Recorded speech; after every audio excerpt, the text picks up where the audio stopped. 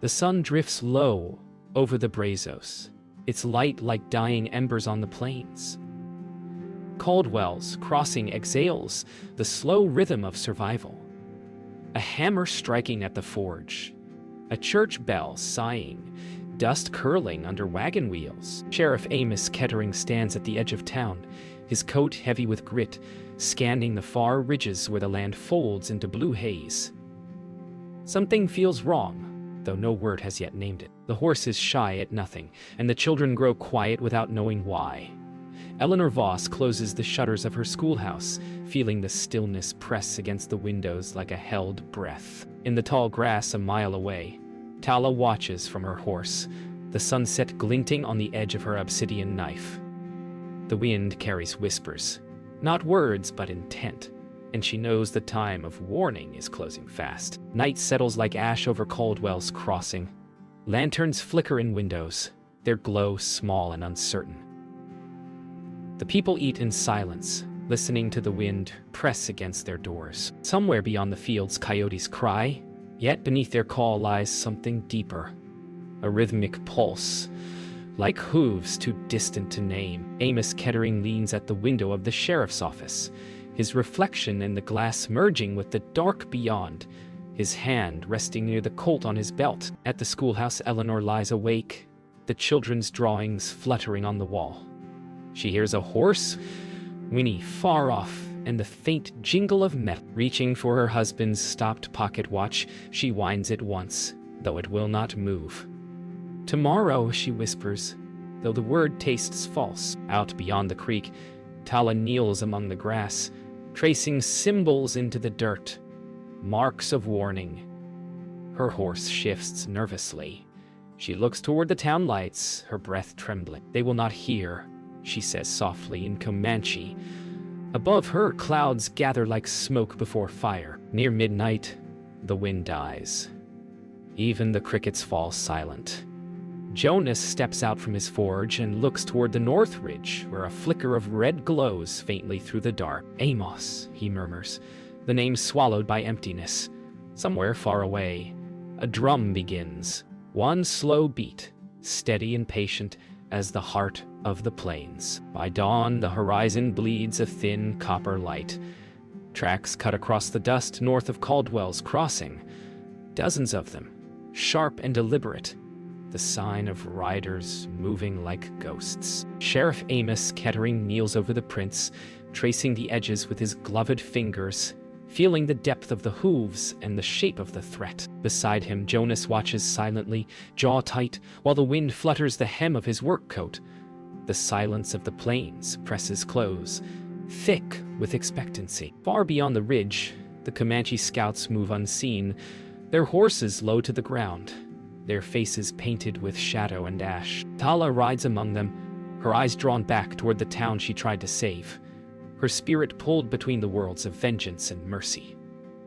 The riders are many, and the town sleeps still. The settlers gather in the square as word spreads of the tracks. Fear crawls through the crowd like a fever. Amos speaks quietly but firmly, telling them to stay inside and keep their rifles ready. He hides his own dread behind duty, watching faces pale as clouds pass over the sun. Eleanor stands near the church steps, clutching her shawl, her eyes locked on the northern hills, where the wind never seems to stop. Jonas hammers iron into rough blades, kitchen knives reforged into weapons. Each strike rings hollow, echoing through the open doors of the forge. His thoughts drift to the last raid, to screams he can still hear. He forges not from courage, but from guilt. Tala watches the war camp form. Warriors move with ritual grace, painting faces, tightening reins, whispering prayers. She stands apart, the symbol she drew in the dirt, still vivid in her mind. The chief's shadow crosses her face, and his eyes tell her what words cannot. There will be no mercy tonight. As dusk falls again, Amos rides the ridge alone. The sky burns copper and violet. He spots the distant flicker of fires, too many to count. In that moment, the wind shifts, carrying the faint echo of a drumbeat. It matches the rhythm of his heart. He knows what it means. The Shadow Riders have come. The sun sinks behind the ridges, casting Caldwell's Crossing into bruised twilight. The town has gone still, not peaceful still, but the kind that waits for something to happen. Inside the church, the settlers whisper prayers. Outside, the wind carries faint drumming from the plains. Amos stations men on rooftops, rifles ready, though he knows it won't matter. The silence of the prairie has changed. It hums, alive with threat. In the distance, flickers of movement glide along the grass like shadows come to life. Eleanor gathers the children inside the schoolhouse, her voice steady, though her hands tremble. She leads them in reciting a hymn, the words faltering as the wind rattles the shutters. One small boy begins to cry, and she hushes him, whispering that dawn will bring safety. She does not believe it, but her lie is a kindness. On the ridge, Tala watches her people preparing for the strike. The firelight dances over painted faces and sharpened weapons. She rides forward to speak to Chief Red Hand, but he raises a hand, not in anger, but in finality. His gaze says everything. The path has been chosen. Tala lowers her head, the weight of both worlds pressing on her shoulders. In the blacksmith's forge, Jonas sharpens the last blade. He wipes sweat from his brow and looks out into the night where the horizon burns with unseen fires. His heart pounds in rhythm with the hammer he lays down. He thinks of Eleanor, her calm voice steadying frightened children. He knows he won't see her again, though he can't say why. The wind shifts again. From every direction, riders appear, dark shapes against the starlit grass. The circle closes around the town, silent and complete. Amos feels it before he sees it. The air itself thickens. He looks toward the church, where Eleanor's hymn fades into stillness. For a heartbeat, the world holds its breath. Then the first torch is lit. The night explodes without warning. From the north ridge, a cry tears through the dark, followed by the thunder of hooves and the hiss of arrows cutting wind. Caldwell's Crossing erupts in chaos. Torches flung through windows, gunfire flashing in the street. Amos shouts orders that vanish in the roar. Horses scream. Fire climbs wooden walls, and smoke devours the stars. The wind carries death through every open door. Eleanor gathers the children in the schoolhouse as firelight flickers through the cracks in the shutters. She prays aloud, voice trembling but firm. A crash outside silences her words. She grips the nearest child's hand and whispers, "We stay together." The hymn begins again, weak but defiant, carried on frightened breath. Jonas charges into the street with his hammer, striking down a rider who breaks through the alley. Another arrow cuts his shoulder, spinning him into the dirt. He crawls to his feet, teeth clenched, and swings until the world becomes sound and flame. The forge bellows collapse behind him, molten metal spilling like a dying star. On the ridge, Tala watches the inferno unfold below. The cries reach her even through the roar of fire. She grips her reins, trembling, and rides down toward the town, tears streaking through the paint on her face. Every torch burns like guilt. Every scream sounds like her own. Amos stands in the middle of the street, revolver empty, rifle gone. All around him, the world burns. The church, the forge, the homes. He drops to his knees, the light of the flames flickering across his face. As he looks up, he sees Tala through the smoke, her horse rearing in the orange haze. For one breath, time stops. He understands then that none of them will live to tell this story. The church bell tolls once, a heavy, broken sound that shudders through the smoke. Then it falls silent. The fire has taken nearly everything. Amos drags himself through the ashes toward the church, blood drying on his coat. Bodies lie in the streets, motionless under drifting embers. Above him, the bell tower leans, cracked and glowing, like a monument to God's absence. He raises his eyes to it, whispering a prayer too hoarse to be heard. Inside the schoolhouse, the walls groan. Eleanor gathers the last of the children and leads them toward the back door. Flames dance across the ceiling like living things. She pushes the smallest through the gap in the wall, her face lit by light that is more hell than holy. She does not follow. Her voice drifts behind them. A lullaby, barely audible over the roar. Jonas stumbles from the forge, one arm burned, the other clutching a shard of steel. He looks toward the church, where the bell has ceased, and knows there's no one left to save. He falls to his knees, the weapon slipping from his grasp. His eyes catch the reflection of the fire consuming the town, a final mirror of everything he failed to protect. Tala rides into the dying town, her horse slipping on ash. The warriors have already gone. Only the dead and the fire remain. She dismounts beside Amos' fallen rifle and stares at the man lying near it, his chest still rising faintly. When she kneels, he opens his eyes. "You came," he rasps. Her hand trembles as she presses it to his shoulder. "Too late," she answers. The flames quiet. The last bell falls from its frame, striking the earth with a sound that echoes across the plains. The firelight fades, replaced by smoke and silence. From the ridge, Tala watches the town flicker out like a dying candle. The wind moves through the ashes, carrying no song.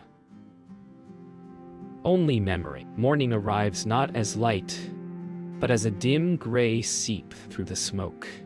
The wind has changed again, gentler now, carrying the faint sweetness of burned cedar and wet earth. Caldwell's Crossing is no longer a town, only a skeleton of memory. Scorched timbers, melted glass, the outlines of homes carved in ash.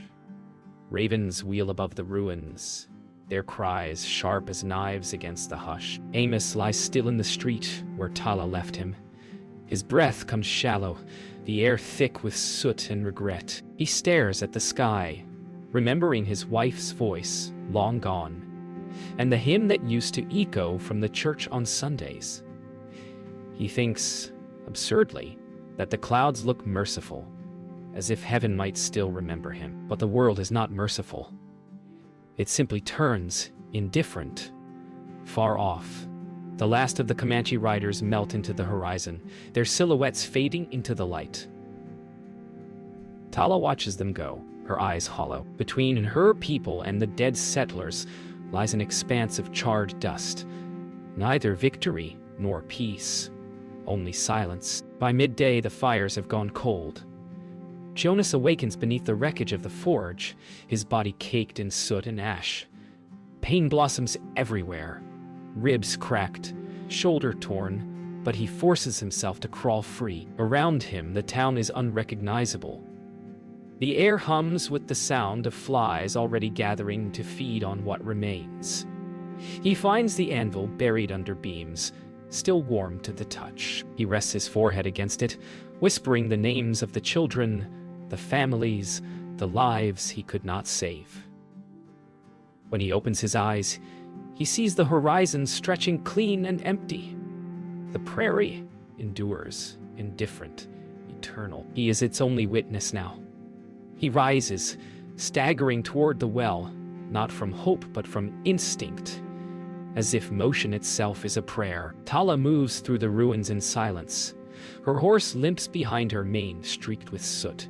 She dismounts near the church, now a burned skeleton of beams. Inside, she finds Eleanor's locket, still warm, its metal blackened but unbroken. She opens it to reveal a miniature portrait, a man and a woman, their faces smiling, their time unspoiled. For a long moment she stands in that ruin, surrounded by silence, thick as the weight of centuries. She remembers her mother's prophecy, that one day the wind would carry her across two worlds, and neither would claim her. She closes the locket, ties it to her wrist with a leather cord, and steps into the light. The ashes cling to her boots like ghosts refusing to let go. By late afternoon, a single figure moves among the dead. Amos, still alive, crawling through the smoke and dust toward the sound of the well. His hand reaches for the bucket rope, trembling with weakness. As he drinks, the cold water cuts through his throat like glass. He looks up and sees Tala approaching through the haze, her shape half real, like a spirit drawn from the storm. "Why?" he croaks, his voice rasping through blood and dust. She kneels beside him, eyes dark, steady. "Because both sides forgot how to listen," she says, "and when the wind speaks, it does not lie." He nods barely, his hand slipping from the rope. The bucket swings, dripping, the water falling back into darkness. The day wanes into quiet. Jonas gathers what little he can. A horseshoe, a Bible, a piece of iron shaped like a star, and buries them beneath a burned oak. He marks the spot with a stone, knowing no one will ever come to see it. On the ridge, Tala mounts her horse and looks back one final time. The town is gone. Only a thin column of smoke still rises. In that silence, she begins to sing in her mother's tongue. A song of endings, meant to guide spirits home. The wind takes it, scattering her voice across the plains. Below, Amos breathes his last. The final sound he hears is that distant song carried on wind, blending with the rustle of prairie grass. The light fades into a calm the world has not known since before men drew lines on it. When the night finally comes, the stars return, indifferent, eternal, unscarred by what burned beneath them. Decades have passed since fire swallowed Caldwell's Crossing.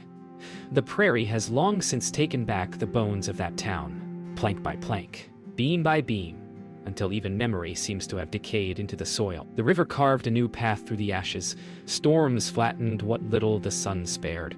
The grass returned first, soft, tall, endlessly shifting, erasing the outlines of human purpose. Then came the wind, moving across the land like a patient hand, smoothing away pain, story, and name. Yet, sometimes, when dusk leans low and the sky is neither day nor night, a faint metallic chime drifts across the plains. Travelers swear it's the old church bell, carried by wind from nowhere. They dismount, listen, and hear nothing more.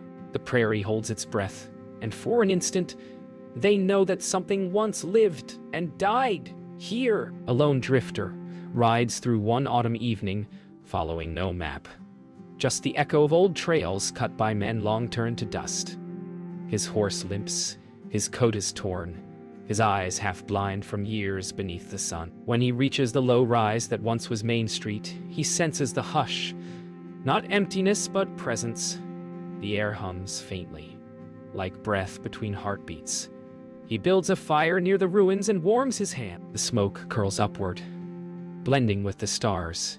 He speaks aloud, though no one listens, telling the darkness that he was a boy once, that he too believed the land could be tamed.